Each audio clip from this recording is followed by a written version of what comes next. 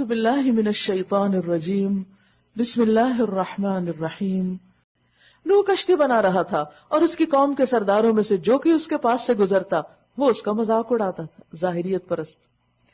اس نے کہا اگر تم ہم پہ ہنستے ہو تو ہم بھی تم پر ہنس رہے ہیں، ان قریب تمہیں خود معلوم ہو جائے گا کہ کس پر وہ عذاب آتا ہے جو اس کو رسوا کر دے گا، اور کس پر وہ بلا ٹوٹ پڑتی ہے جو ٹالے نہ ٹلے گی، یہاں تک کہ جب ہمارا حکم آ گیا اور وہ تنور ابل پڑا تو ہم نے کہا ہر قسم کے جانوروں کا ایک ایک جوڑا کشتی میں رکھ لو، اپنے گھر والوں کو بھی سوائے ان اشخاص کے جن کی نشاندہی پہلے کی جا چکی ہے، اس میں سوار کرا دو، اور ان لوگوں کو بھی بٹھا لو جو ایمان لائے ہیں، اور تھوڑے ہی لوگ تھے جو نوح علیہ السلام کے ساتھ تھے۔ بعض روایت میں آتا ہے کہ صرف 80 لوگ تھے، 1000 سال تبلیغ کی لیکن صرف 80 لوگ مانے، لیکن وہ ساری قوم پہ بھاری تھے کیونکہ صاحب ایمان تھے۔ نوح علیہ السلام نے کہا سوار ہو جاؤ اس میں، وقال اركبوا فيها بسم الله مجريها ومرساها ان ربي لغفور رحيم، اللہ ہی کے نام سے ہے اس کا چلنا بھی اور اس کا ٹھہرنا بھی، میرا رب بڑا غفور الرحیم ہے۔ کشتی ان لوگوں کو لیے چلے جا رہی تھی اور ایک ایک موج پہاڑ کی طرح اٹھ رہی تھی، پہاڑ کی طرح۔ نوح علیہ السلام کا بیٹا دور فاصلے پر تھا۔ نوح علیہ السلام نے پکار کر کہا بیٹا ہمارے ساتھ سوار ہو جاؤ، کشتی میں آ جاؤ، کافروں کے ساتھ نہ رہو۔ اس نے پلٹ کر جواب دیا میں ابھی ایک پہاڑ پہ چڑھا جاتا ہوں جو مجھے پانی سے بچا لے گا۔ نوح علیہ السلام نے کہا آج کوئی چیز اللہ کے حکم سے بچانے والی نہیں ہے سوائے اس کے کہ اللہ ہی کسی پر رحم فرمائے۔ اتنے میں ایک موج دونوں کے درمیان حائل ہو گئی اور وہ بھی ڈوبنے والوں میں شامل ہو گیا۔ نوح علیہ السلام کا بیٹا، پیغمبر کا بیٹا، کس وجہ سے ڈوبا؟ غلط کمپنی کی وجہ سے۔ انہوں نے کہا وَلَا تَكُن مَعَ الْكَافِرِينَ، کافروں کے ساتھ مت رہو۔ یہ صحبت کا اثر تھا، اور صحبت کے اثر سے دوسروں کی باتیں اس کی سوچ پر، اس کے طرز عمل پر غالب آ گئی۔ اس نے والد کا دین چھوڑ دیا، والد کے طریقے کو معمولی سمجھا، اور یہ ایک حقیقت ہے کہ صحبت صالح ترا صالح کند، صحبت طالح ترا طالح کند، کہ نیک صحبت انسان کو نیک بنا دیتی ہے اور بری صحبت بری۔ انسان کو اپنے بارے میں جن جن چیزوں سے ڈرنا چاہیے ان میں سے خاص طور پر بیڈ کمپنی، خاص طور پر اسپیشلی ہمیشہ اس بات کا خیال رکھیں کہ کن لوگوں سے سلام دعا ہے، کن لوگوں سے اٹھنا بیٹھنا ہے، کن لوگوں کے ساتھ تعلق ہے۔ اسی لیے پیچھے آپ دیکھ رہے ہیں کہ بار بار اللہ تعالیٰ فرما رہے ہیں کہ اپنے سوا دوسروں کو اپنا دلی دوست نہ بناؤ، کیونکہ انسان جس کے ساتھ دلی دوستی رکھتا ہے پھر وہ اسی کے طریقے پر ہوتا ہے، اسی کے دین پر ہوتا ہے، انکانشیسلی اس کی ہیبٹس، اس کی عادات اور اس کے طریقے اختیار کرنا شروع کر دیتا ہے۔ اور آپ دیکھیے کہ نوح علیہ السلام کا بیٹا خاندان نبوت سے تعلق رکھتا تھا، لیکن انجام کس کے ساتھ ہوا؟ جن کے ساتھ اس کی محبت تھی، تعلق تھا۔ اس کے برعکس اصحاب کہف کا کتا تھا، لیکن چونکہ اصحاب کہف کے ساتھ تھا تو انجام کس کے ساتھ ہوا؟ انہی کے ساتھ۔ تو بات یہ ہے کہ کوئی انسان اس کے اپنے عمل بہت اچھے نہ بھی ہوں، لیکن اگر وہ نیک لوگوں میں اٹھتا بیٹھتا ہے تو وہ غیبت سے بچے گا، وہ جھوٹ سے بچے گا، وہ اللہ کی نافرمانی کے کام سے بچے گا، وہ لازمی طور پر ان کے اندر بیٹھ کر اللہ کی بات کرے گا، انسانوں کی بھلائی کی بات کرے گا، لازمی طور پر وہ دوسروں کے فائدے کی بات سوچے گا، اور اس طرح انسان خود بخود ان کے ساتھ شامل ہو جائے گا نیکی میں۔ کیونکہ نیکی کی خوبی یہ ہے کہ انسان سوچتا ہی ہے تو اللہ تعالیٰ اجر لکھ لیتا ہے۔ اور آپ دیکھیے کہ جب آپ کسی کو نیک کام کرتے ہوئے دیکھتے ہیں، کسی نیک بندے کی مجلس میں ہوتے ہیں، تو اس کو دیکھ دیکھ کر آپ کیا سوچ رہے ہوتے ہیں؟ کاش میں بھی کروں، اچھا میں بھی کروں گا۔ اس کو دیکھ کر نیکی کے آئیڈیاز آنے لگتے ہیں۔ اس کے برعکس جب آپ کسی ایسے شخص کے پاس بیٹھتے ہیں جو لوگوں کا مذاق اڑا رہا ہے، لوگوں کو ڈیگریڈ کر رہا ہے، تو آپ ہی انکانشیسلی وہ چیزیں اپنے اندر جذب کر جاتے ہیں۔ بالکل ایسے ہی جیسے کسی دھوئیں والی جگہ پہ چلے جائیں، کسی اسموکنگ ایریا میں آپ چلے جائیں تو باہر آئیں گے تو آپ نے اسموکنگ نہ بھی کی ہو، آپ کے کپڑوں پر اسموکنگ کے اثرات ہوں گے۔ تو بات یہ ہے کہ ہم سب کو بھی اپنے بچوں کی، اپنی نسلوں کی فکر کرنی ہے۔ ہم میں سے بہت سے لوگ یہ کہتے ہیں کہ ہم اپنے بچوں کو کس طرح نیک بنائیں۔ اس کے لیے سب سے آسان تدبیر یہ کہ ان کی کمپنی بدل دیں۔ اب آپ کہیں گے کہ اچھی کمپنی ہے ہی نہیں ہے، ہم تلاش نہیں کرتے، ہم اس کے لیے کوشش نہیں کرتے. ہم بچوں کو جم سوئمنگ پہ تو لے جائیں گے، لیکن مسجد یا کسی ایسے شیخ کے پاس، کسی استاد کے پاس، کسی ایسے بزرگ کے پاس کہ جن کے پاس بیٹھ کے تھوڑی دیر میں کچھ اثرات ہو، وہاں لے جانے میں ہم بھی سستی کرتے ہیں. اس کے لیے ہم بھی حریص نہیں ہوتے، اس کے لیے ہم بھی تکلیف نہیں اٹھاتے. تو یہ انتہائی ضروری ہے کہ بچپن سے ہی ان کو ایسے لوگوں سے ملوائیں، ایسی جگہوں پر لے جائیں، مسجد میں لے جائیں. اور مسجد والوں سے بھی میں یہ ریکویسٹ کروں گی کہ وہ مسجدوں کو بچوں کے لیے بھی کھولیں، بچوں کو برداشت کریں، بچوں کے لیے ایسی ایکٹیویٹیز رکھیں کہ جس میں وہ اپنی شرارتوں کے باوجود وہاں پر کچھ نہ کچھ اپنی دلچسپی کا سامان پائیں. اور مسجد کے ماحول کو ایسا نہ بنائیں کہ بچے مسجد سے اور دینی ادارے سے بھاگ جائیں. یہ وہی بات ہوگی وَمَنْ أَظْلَمُ مِمَّنْ مَنَعَ مَسَاجِدَ اللَّهِ أَنْ يُذْكَرَ فِيهَا اسْمُهُ وَسَعَى فِي خَرَابِهَا. کیونکہ اگر ہماری جنریشنز مسجد کے ماحول کو نہیں دیکھیں گی تو کل ان کو آباد کرنے والا کون ہوگا؟ اور ان کی خرابی کیا ہے؟ ان کی بے آبادی. لہذا بے حد ضروری ہے کہ ہم صرف خود ہی نیک نہ بنیں، صرف خود ہی نمازیں اور تراویحیں اور روزے نہ کریں، بلکہ منت سماجت کر کے، دعائیں مانگ کے، تڑپ کے، رو کے، کسی نہ کسی طرح بچوں کو بھی ہاتھ پکڑے اور کھینچ کے لائیں. ہوگا مشکل، تکلیف دے، لیکن ہمت نہ ہارے، مایوس نہ ہو، ورنہ آپ جتنے بھی نیک ہوں آپ کی ایک نیکی بھی آپ کے بچوں کو نہیں مل سکتی.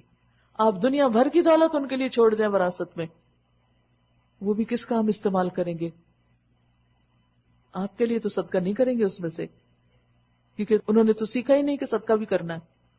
وہ آپ کے لیے دعا نہیں کریں گے مرنے کے بعد، کیونکہ انہوں نے سیکھی نہیں میت کی دعا، انہوں نے سیکھی نہیں کہ والدین کو کس طرح ثواب پہنچایا جا سکتا ہے. تو ہم اپنی اور ان کی دنیا بنانے میں وقت نہ لگا دیں، دین کے لیے بھی وقت نکالیں اور ان کے لیے بھی وقت نکالیں اور اس کے لیے قربانی کریں، مال خرچ کریں، وقت لگائیں، ایسی جگہ بنائیں، ایسے ادارے بنائیں کہ جہاں بچوں کو اچھا ماحول ملے. یہ ایک بہت بڑی زبردست انویسٹمنٹ ہوگی. آج اسلامی اسکولوں کا حال کیا ہے؟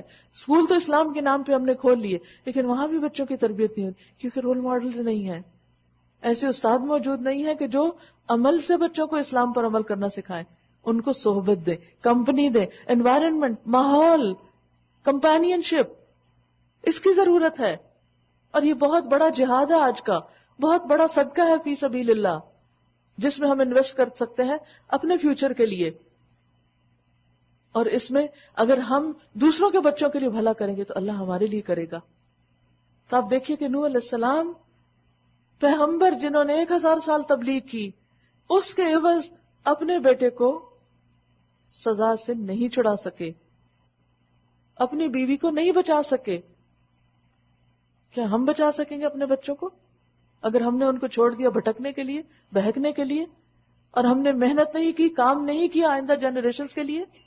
اور یہ کام ایسا نہیں کہ کوئی ایک شخص کر دے گا کہ ہاں کوئی کسی نے کھول لیا اسلامی اسکول اور آپ بچے پھینک آئے اور وہ سب پل کے نیک جوان ہو جائیں گے. نہیں، سب کو اپنا اپنا حصہ ڈالنا پڑے گا، ہر ایک کو اپنے وقت میں سے، اپنے مال میں سے اس کام میں کچھ لگانا پڑے گا، جب جا کر آپ کچھ چینج لا سکیں گے، جب جا کر آپ کوئی ماحول پیدا کر سکیں گے.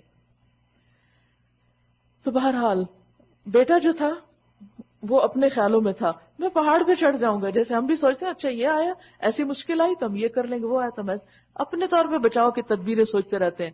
لیکن بات یہ ہے کہ جب اللہ کا عذاب آتا ہے تو انسانی تدبیریں بیکار ہو جاتی ہیں. حکم ہوا اے زمین اپنا سارا پانی نگل جا اور اے آسمان رک جا. چنانچہ پانی زمین میں بیٹھ گیا، فیصلہ چکا دیا گیا، کشتی جودی پہ ٹک گئی اور کہہ دیا گیا کہ دور ہوئی ظالموں کی قوم. نوح علیہ السلام نے اپنے رب کو پکارا، کہا اے رب میرا بیٹا، اے رب میرا بیٹا میرے گھر والوں میں سے ہے، باقی تو ساری فیملی آ گئی، میرا بیٹا نہیں آیا، اور تیرا وعدہ سچا ہے، تو سب حاکموں سے بڑا اور بہتر حاکم ہے. جواب میں ارشاد ہوا یا نوح، اے نوح وہ تیرے گھر والوں میں سے نہیں ہے، وہ تیرا نہیں ہے، وہ تو ایک بگڑا ہوا کام ہے، اس کے تو سوچ، اس کا اخلاق، اس کا ایمان، اس کا دین سب کچھ بگڑ چکا ہے. لہذا تو اس بات کی مجھ سے درخواست نہ کر جس کی حقیقت تو نہیں جانتا. انی اعوذک ان تکون من الجاہلین، میں تجھے نصیحت کرتا ہوں کہ اپنے آپ کو جاہلوں کی طرح نہ بنا لے. یعنی نوح علیہ السلام نے صرف اپنے دل کا حال رکھا تھا، یہ نہیں کہا تھا کہ اللہ اس کو میرے ساتھ جوڑ دے، مانگا نہیں تھا ابھی کچھ، بس ابھی صرف جو سوچ رہے تھے اسی کا اظہار کیا تھا. اللہ سبحانہ وتعالیٰ ناراض ہونے لگے، کہا کہ تم ایسی باتیں مت کرو، تم بات بھی نہ کرو. جیسے جہنم میں جانے والے جب کہیں گے نا کہ اللہ ہم کو نکال، تو اللہ تعالیٰ فرمائے قال اخسؤوا فیہا، اسی میں پڑے رہو، دور ہو جاؤ. ولا تکلمونی، مجھ سے بات نہ کرو. ایسے لوگوں سے اللہ بات بھی نہیں کرے گا. تو اسی طرح ایسے لوگوں کے بارے میں سفارش کو بھی اللہ قبول نہیں کرے گا کہ جو اللہ کے نافرمان ہے، خواہ وہ کسی پیغمبر یا کسی نیک انسان ہی کی اولاد کیوں نہ ہو. اس لیے کبھی بھی اس بات پر دھوکے میں نہیں رہنا چاہیے کہ ہمارے آباء و اجداد بڑے نیک تھے. ہر انسان اپنے عمل کا خود ذمہ دار ہے. نوح علیہ السلام نے فوراً عرض کیا رب انی اعوذ بک ان اسألک ما لیس لی بہ علم والا تغفر لی وترحمنی اکن من الخاسرین. اے میرے رب، میں تیری پناہ مانگتا ہوں اس سے کہ وہ چیز تجھ سے مانگوں جس کا مجھے علم نہیں. اگر تو نے مجھے معاف نہ کیا اور رحم نہ فرمایا تو میں برباد ہو جاؤں گا. سب کچھ کر کے بھی ایک بات پر جو اللہ کو پسند نہیں آئی کتنا ڈر رہے ہیں اور استغفار کر رہے ہیں، معافی مانگ رہے ہیں کہ اچھا اللہ تعالیٰ اس کے بعد میں کوئی ایسی بات نہیں کروں گا جس سے تو ناراض ہو.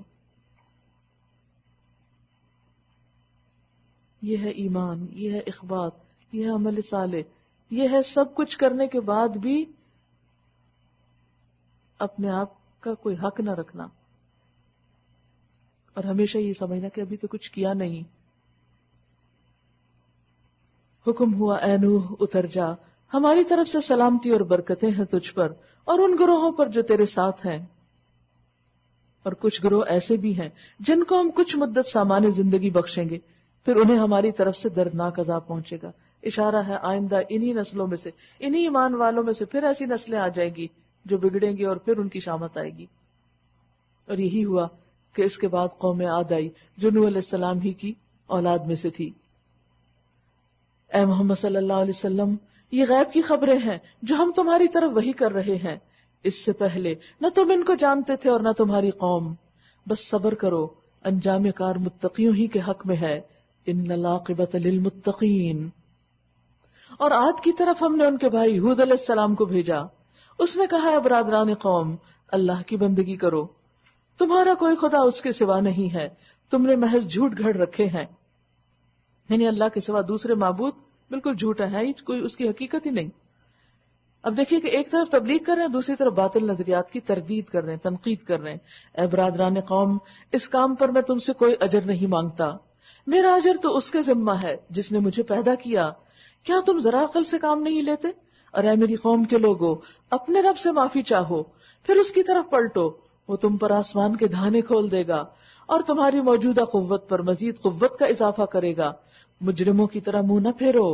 انہوں نے جواب دیا اے ہود، تو ہمارے پاس کوئی سری شہادت لے کر نہیں آیا، یعنی کوئی کھلی واضح علامت دلیل موجود نہیں کہ ہمیں پتہ چلے کہ واقعی تو پیغمبر ہے، اور تیرے کہنے سے ہم اپنے معبودوں کو نہیں چھوڑ سکتے اور تجھ پر ہم ایمان لانے والے نہیں. صاف انکار کر دیا. ہم تو یہ سمجھتے ہیں کہ تیرے اوپر ہمارے معبودوں میں سے کسی کی مار پڑ گئی ہے. ہود علیہ السلام نے کہا میں اللہ کی شہادت پیش کرتا ہوں، یعنی اللہ نے جو مجھے امانت سپرد کی ہے میں اسی کی بات کرتا ہوں،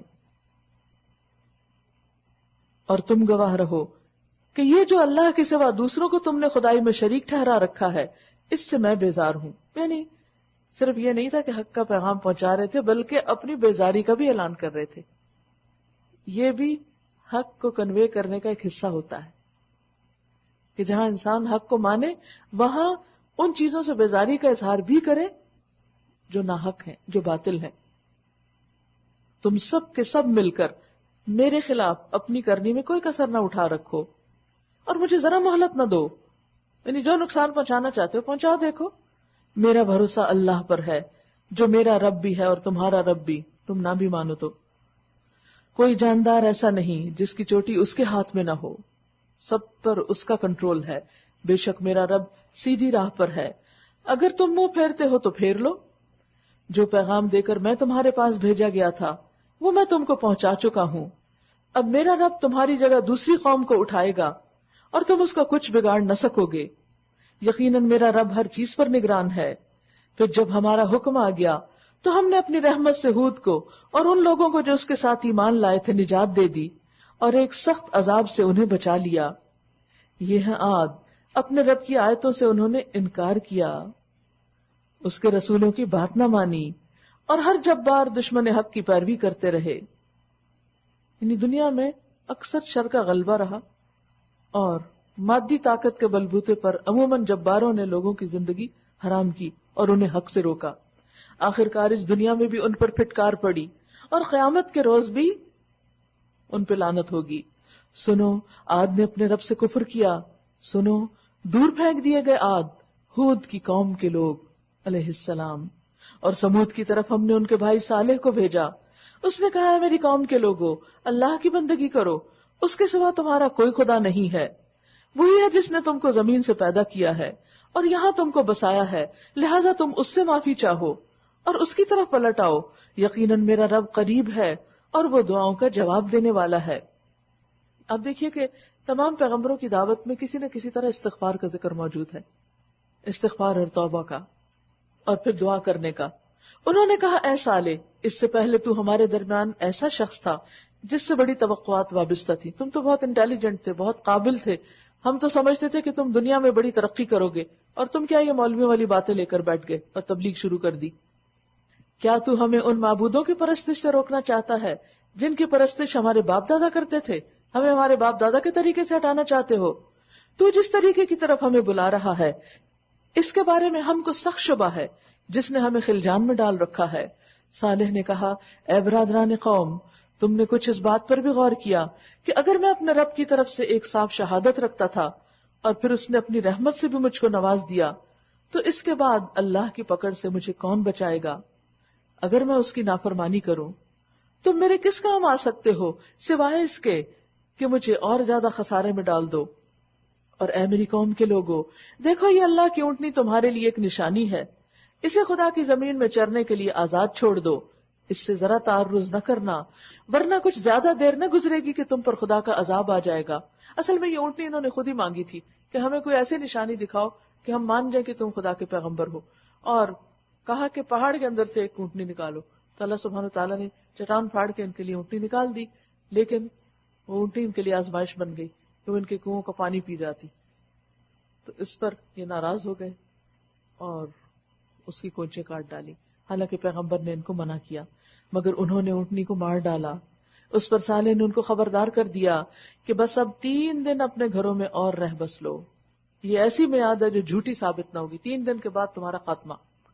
آخرکار جب ہمارے فیصلے کا وقت آ گیا تو ہم نے اپنی رحمت سے صالح کو اور ان لوگوں کو جو اس کے ساتھ ایمان لائے تھے بچا لیا، اور اس دن کی رسوائی سے ان کو محفوظ رکھا۔ کہا جاتا ہے کہ جب اس قوم پر عذاب آیا تو صالح علیہ السلام جو تھے وہ وہاں سے ہجرت کر گئے، چھوڑ گئے علاقہ، کسی دوسری جگہ پر چلے گئے، اور حضرت موسیٰ علیہ السلام کو جو پہاڑ تھا نا کوہ طور، اس کے قریب ہی ایک اور پہاڑ تھا، بنی صالح اس کو کہا جاتا ہے، تو وہاں پر جا کے انہوں نے پناہ لی، پیچھے سے پھر قوم تباہ ہو گئی۔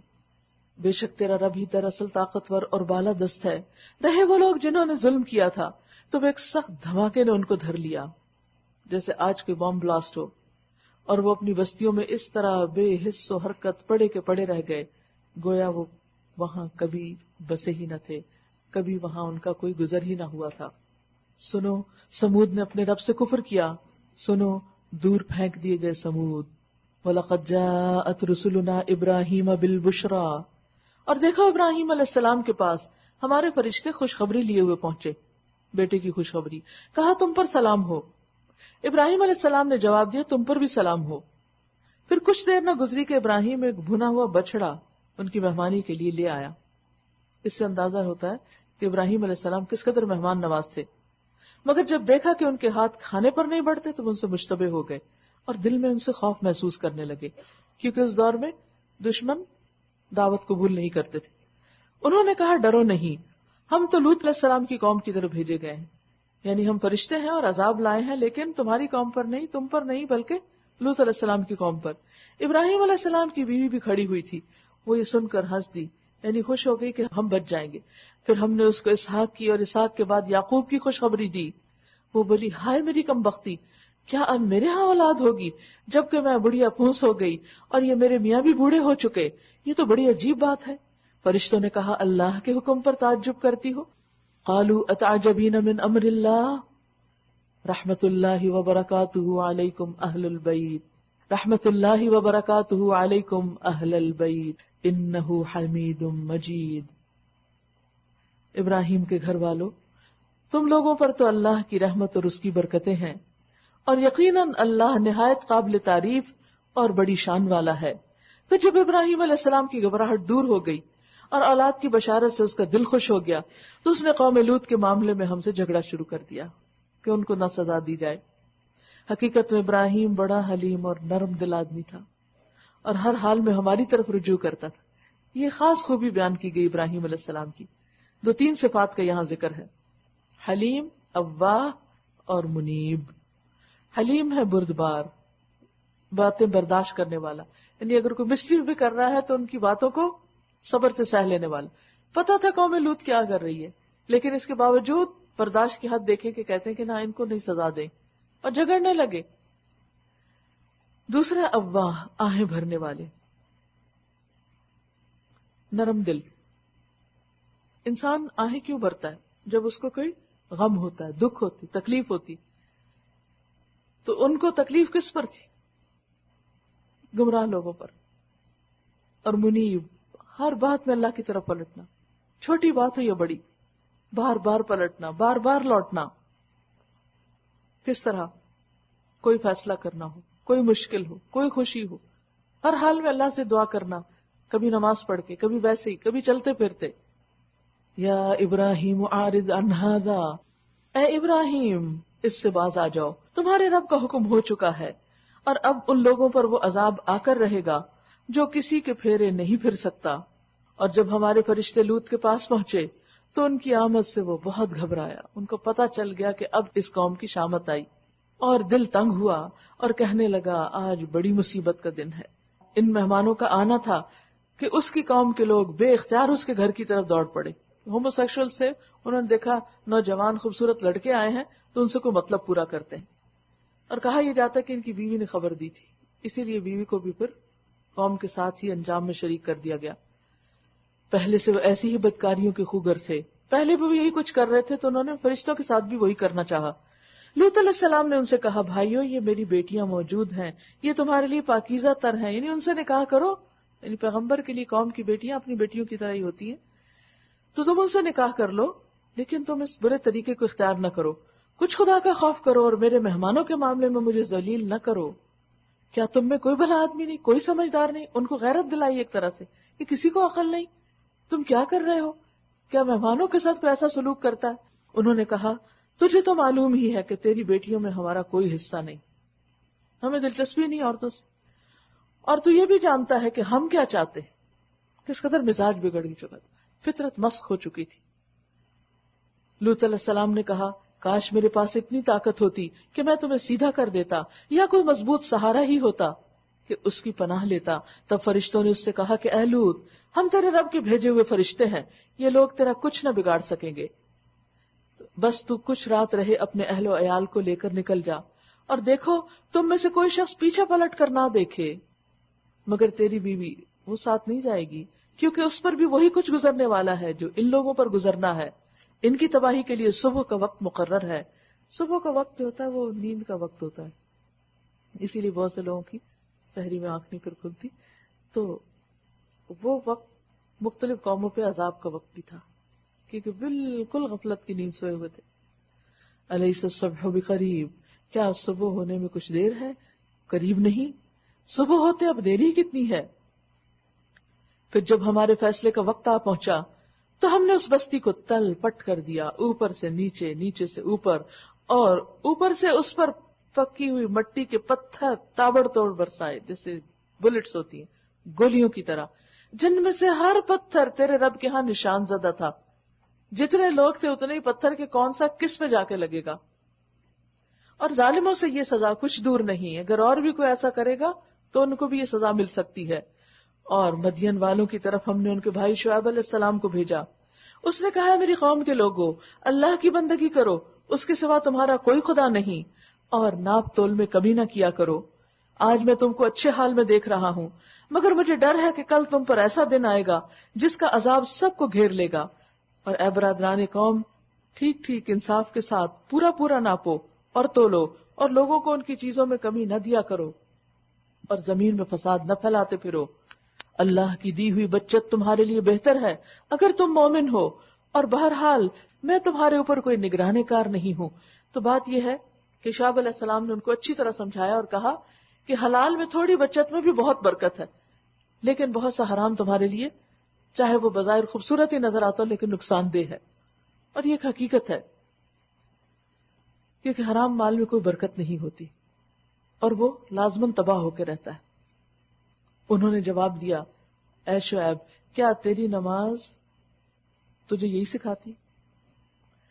بات یہ ہے کہ قوم شعیب جو تھی وہ مسلمان قوم تھی، اسی لیے اوپر کی آیت میں آپ دیکھیں، بقیت اللہ خیر لکم ان کنتم مومنین، اللہ کی دی بچت بہتر ہے اگر تم مومن ہو، یعنی خود کو مومن کہتے ہو تو پھر کر کے بھی وہ کچھ دکھاؤ جو مومنوں کی صفات ہوتی۔ اور یہاں بھی آپ دیکھیں کہ وہ جانتے تھے کہ نماز پڑھنی چاہیے، تو بہت سے لوگ آج بھی آپ دیکھیں جو خود نہیں پڑھتے، جو پڑھنے والوں کو بھی پھر کیا کرتے ہیں، مذاق اڑاتے ہیں اور بات بات پہ نماز کا تانا دیتے ہیں، کچھ خراب ہو، کچھ بگڑے، کوئی غلطی ہو، کوئی کمی، اچھی نماز پڑھتے دیکھیں ہم نے بہت سے نمازی۔ انہوں نے جواب دیا، اے شعیب، کیا تیری نماز تجھے یہی سکھاتی ہے ہم ان سارے معبودوں کو چھوڑ دیں جن کی پرستش ہمارے باپ دادا کرتے تھے، یا یہ کہ ہم کو اپنے مال میں اپنی منشا کے مطابق تصرف کرنے کا اختیار نہ ہو؟ وہ سمجھتے تھے کہ مال ہم کماتے ہیں لہٰذا ہم جہاں چاہیں خرچ کریں۔ اسلام کیا بتاتا ہے؟ کماؤ بھی حلال طریقے سے اور پھر خرچ بھی بہترین طریقے سے کرو، جہاں جہاں اللہ نے بتایا جس چیز کی اجازت ہے بس اتنا خرچ کرو اور اس چیز پر خرچ کرو، ہر چیز پر نہیں۔ تو وہ اس پر بگڑ گئے، لو ہم کمائیں اور خرچ کرنے کے لیے تم سے پوچھے کہ کہاں کریں اور کہاں نہ کریں، بس تو ہی ایک عالی ضرب اور راست باز آدمی رہ گیا ہے۔ شعیب علیہ السلام نے کہا، بھائیو تم خود ہی سوچو کہ اگر میں اپنے رب کی طرف سے کھلی شہادت پر تھا اور پھر اس نے اپنے ہاتھ سے مجھ کو اچھا رزق بھی عطا کیا، تو اس کے بعد میں تمہاری گمراہیوں اور حرام خاریوں میں کیسے شریک حال ہو سکتا ہوں؟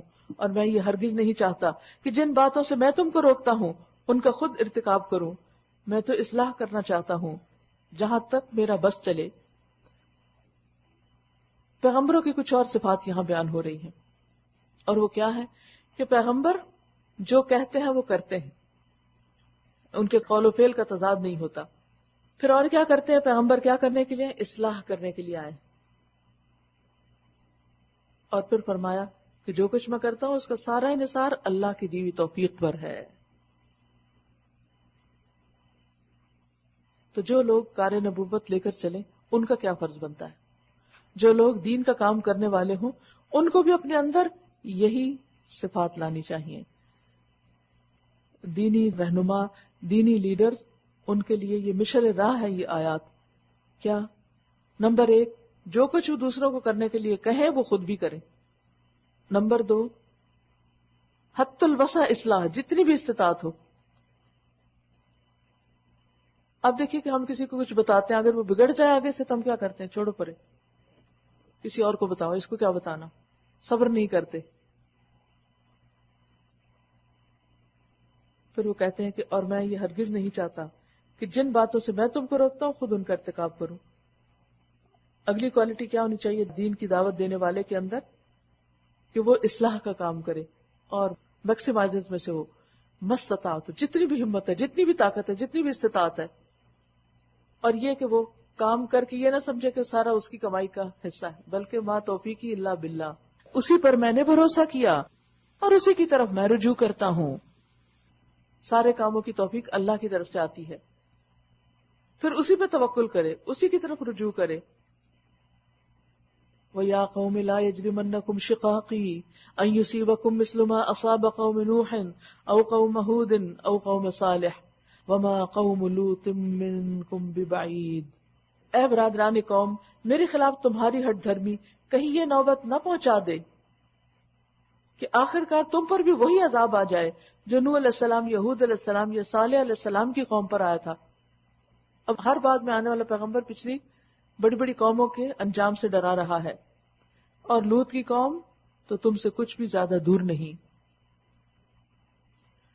پھر وہی پیغام، واستغفروا ربکم، جو پچھلے گناہ ہو چکے ان پہ معافی مانگ لو،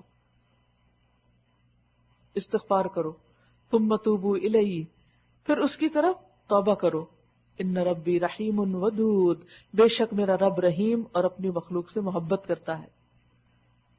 تو آپ دیکھ رہے ہیں کہ اس صورت کے اندر بہت زیادہ استغفار کی بات کی گئی ہے۔ واستغفروا ربکم ثم توبوا الیہ ان ربی رحیم ودود، میرا رب رحیم اور ودود ہے، مخلوق سے محبت کرتا ہے۔ حضرت عمر فرماتے ہیں کہ ایک دفعہ نبی صلی اللہ علیہ وسلم کی خدمت میں کچھ جنگی قیدی گرفتار ہو کر آئے، ان میں ایک عورت بھی تھی جس کا دودھ پیتے بچے کا دودھ چھوٹ گیا تھا، اور وہ مامتا کی ماری ایسی بے چین تھی کہ جس بچے کو پا لیتی چھاتی سے چمٹا لیتی اور دودھ پلانے لگتی، یعنی پاگل ہو گئی تھی ایک طرح سے۔ نبی صلی اللہ علیہ وسلم نے اس کا حال دیکھ کر ہم لوگوں سے پوچھا، کیا تم لوگ یہ توقع کر سکتے ہو کہ یہ ماں اپنے بچے کو خود اپنے ہاتھوں سے آگ میں پھینک دے گی؟ میں نے کہا ہرگز نہیں، خود پھینکنا تو درکنار، وہ آپ گرے تو بھی اپنے حد تک اس کو بچانا چاہے گی اور اس میں کوئی کسر نہ اٹھا رکھے گی۔ تو رسول اللہ صلی اللہ علیہ وسلم نے فرمایا، اللہ ارحم بعبادہ من ہذہ بولدہا، اللہ کا رحم اپنے بندوں پر اس سے بہت زیادہ ہے جو یہ عورت اپنے بچے کے لیے رکھتی ہے۔ قالوا یا شعیب ما نفقہ کثیرا مما تقول، انہوں نے جواب دیا، اے شعیب تیری بہت سی باتیں تو ہماری سمجھ میں ہی نہیں آتی۔ کون سی بات انسان کو سمجھ میں نہیں آتی؟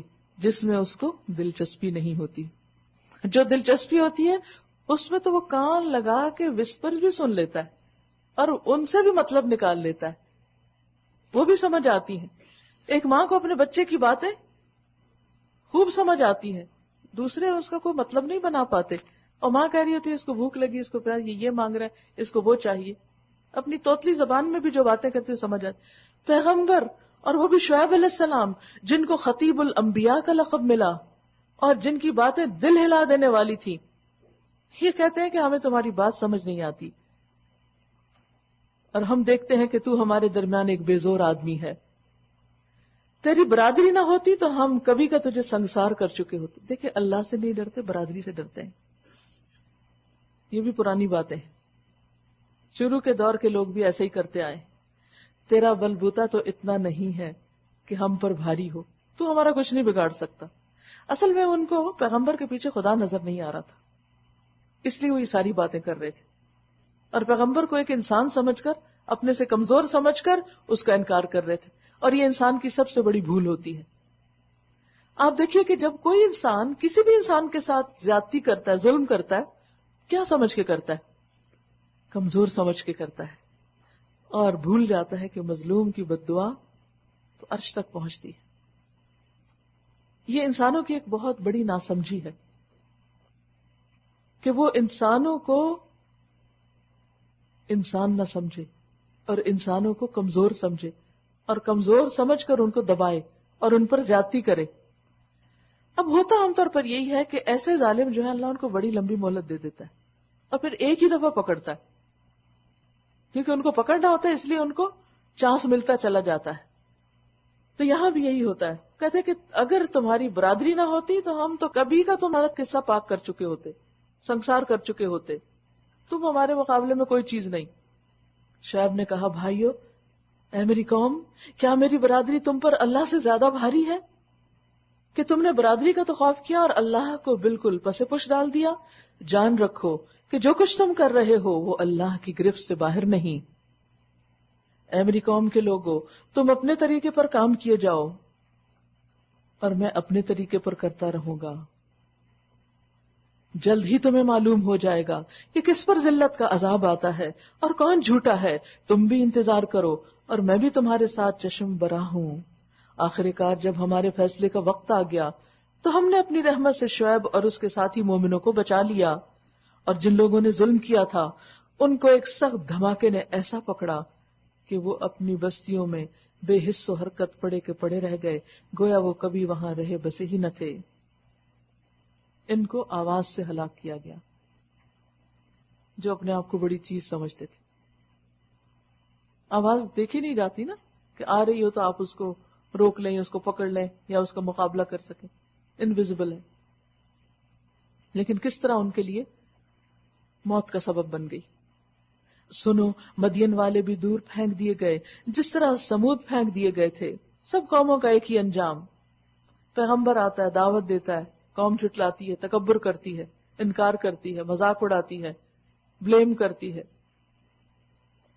پیغمبر صبر کرتے ہیں، اور جتنا عرصہ اللہ نے ان کو کام کے لیے دیا وہ کام کرتے رہتے ہیں، ہمت نہیں ہارتے، پیچھے نہیں ہٹتے، اور بالآخر حق اور باطل کا فرق الگ الگ ہو جاتا ہے۔ اللہ اپنے پیغمبروں کی مدد کرتا ہے اور مجرم اور دشمن ختم کر دیے جاتے ہیں۔ وَلَقَدْ أَرْسَلْنَا مُوسَىٰ بِآيَاتِنَا، اور موسیٰ علیہ السلام کو ہم نے اپنی نشانیوں اور کھلی کھلی سند ماموریت کے ساتھ فرعون اور اس کے آیان سلطنت کی طرف بھیجا، مگر انہوں نے فرعون کے حکم کی پیروی کی، حالانکہ فرعون کا حکم راستی پر نہ تھا۔ اور بہت سے لوگوں کا یہی حال ہے کہ وہ لیڈروں کی اندھا دھند پیروی کرتے ہیں بغیر سوچے سمجھے۔ قیامت کے روز وہ اپنی قوم کے آگے آگے ہوگا اور اپنی پیشوائی میں انہیں دوزخ کی طرف لے جائے گا، جیسے دنیا میں لیڈ کر رہا ہے جہنم میں بھی کرے گا۔ کیسی بدتر جائے ورود ہے جس پر کوئی پہنچے، اور ان لوگوں پر دنیا میں بھی لعنت پڑی اور قیامت کے روز بھی پڑے گی، کیسا برا صلہ ہے جو کسی کو ملے۔ یہ چند بستیوں کی سرگزشت ہے جو ہم تمہیں سنا رہے ہیں، ان میں سے بعض اب بھی کھڑی ہیں اور بعض کی فصل کٹ چکی ہے، نام و نشان مٹ چکا ہے۔ ہم نے ان پر ظلم نہیں کیا، انہوں نے آپ ہی اپنے اوپر ستم ڈھایا، اور جب اللہ کا حکم آ گیا تو ان کے وہ معبود جنہیں وہ اللہ کو چھوڑ کر پکارا کرتے تھے ان کے کچھ کام نہ آ سکے، اور انہوں نے ہلاکت و بربادی کے سوا انہیں کچھ فائدہ نہ دیا۔ اور تیرا رب جب کسی ظالم بستی کو پکڑتا ہے تو پھر اس کی پکڑ ایسی ہی ہوا کرتی ہے، فی الواقع اس کی پکڑ بڑی سخت اور دردناک ہوتی ہے۔ حقیقت یہ ہے کہ اس میں ایک نشانی ہے ہر اس شخص کے لیے جو عذاب آخرت کا خوف کرے۔ وہ ایک دن ہوگا جس میں سب لوگ جمع ہوں گے، اور پھر جو کچھ بھی اس روز ہوگا سب کی آنکھوں کے سامنے ہوگا۔ ہم اس کے لانے میں کچھ بہت زیادہ تاخیر نہیں کر رہے، بس ایک گنی چنی مدت اس کے لیے مقرر ہے۔ جب وہ آئے گا تو کسی کو بات کرنے کی مجال نہ ہوگی الا یہ کہ خدا کی اجازت سے کچھ عرض کرے۔ پھر کچھ لوگ اس روز بدبخت ہوں گے اور کچھ لوگ نیک بخت۔ جو بدبخت ہوں گے وہ دوزخی میں جائیں گے، جہاں وہ پیاس اور گرمی کی شدت سے ہانپیں گے اور پھنکارے ماریں گے، اور اسی حالت میں وہ ہمیشہ رہیں گے۔ سوچئے تھوڑی سی بھی گرمی ہو تو کتنا دل گھبرا جاتا ہے، پھونکے مار مار کے انسان اپنے آپ کو ٹھنڈا کر رہا ہوتا ہے۔ اور پھر یہ کہ وہاں تو ہمیشہ کی سزا، جب تک کہ زمین و آسمان قائم ہے، الا یہ کہ تیرا رب کچھ اور چاہے۔ بے شک تیرا رب پورا اختیار رکھتا ہے کہ جو چاہے کرے۔ رہے وہ لوگ جو نیک بخت نکلیں گے تو وہ جنت میں جائیں گے اور وہاں ہمیشہ رہیں گے جب تک زمین و آسمان قائم ہے، الا یہ کہ تیرا رب کچھ اور چاہے۔ ایسی بخشش ان کو ملے گی جس کا سلسلہ کبھی منقطع نہ ہوگا۔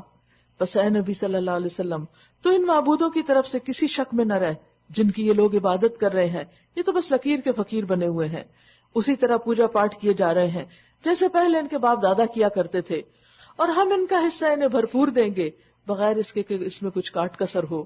وَلَقَدْ آتَيْنَا مُوسَى الْكِتَابَ فَاخْتُلِفَ فِيهِ، ہم اس سے پہلے موسیٰ علیہ السلام کو بھی کتاب دے چکے ہیں اور اس کے بارے میں بھی اختلاف کیا گیا تھا، جس طرح قرآن مجید میں لوگ کر رہے ہیں۔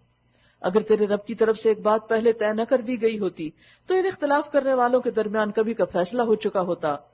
یہ واقعہ ہے کہ یہ لوگ اس کی طرف سے شک اور خلجان میں پڑے ہوئے ہیں، اور یہ بھی واقعہ ہے کہ تیرا رب ان کے اعمال کا پورا پورا بدلہ ان کو دے کر رہے گا۔ یقیناً وہ ان کی سب حرکتوں سے پوری طرح باخبر ہے۔ بس اے محمد صلی اللہ علیہ وسلم اور تمہارے وہ ساتھی جو کفر و بغاوت سے ایمان کی طرف پلٹ آئے ہیں، ٹھیک ٹھیک راہ راست پر ثابت قدم رہو۔ فاستقم کما امرت ومن تاب معک ولا تطغوا، اور بندگی کی حد سے تجاوز نہ کرو۔ جو کچھ تم کر رہے ہو اس پر تمہارا رب نگاہ رکھتا ہے۔ ان ظالموں کی طرف ذرا نہ جھکنا ورنہ جہنم کی لپیٹ میں آ جاؤ گے۔ کس کو کہا جا رہا ہے؟ اہل ایمان کو، کہ اپنے ایمان کو بچا کر رکھنا، اور ان کی دیکھا دیکھی ان کی ہاں میں ہاں نہیں ملانا، اور تمہیں کوئی ایسا ولی اور سرپرست نہ ملے گا جو تمہیں خدا سے بچا سکے اور کہیں سے تم کو مدد نہ پہنچے گی۔ اور دیکھو نماز قائم کرو دن کے دونوں سروں پر اور کچھ رات گزرنے پر، در حقیقت نیکیاں برائیوں کو دور کر دیتی ہیں۔ ان الحسنات یذھبن السیئات،